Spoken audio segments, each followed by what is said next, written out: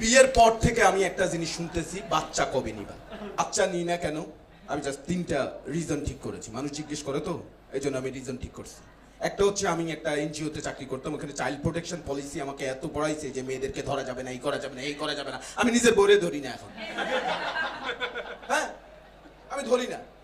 আরেকটা জিনিস চিন্তা করলাম যে একটা সন্তান ভূমিষ্ঠ হওয়ার পর তার 6 মাস লাগে বসতে, না? তারপর হামাগুড়ি দিতে লাগে আরো 6 মাস, শুয়ে থাকে 1 বছর, মোট 2 বছর। আমি গরিব মানুষ ভাই, আমার এত টাকা হয় না যে একটা মানুষ 2 বছর শুয়ে বসে খাবে।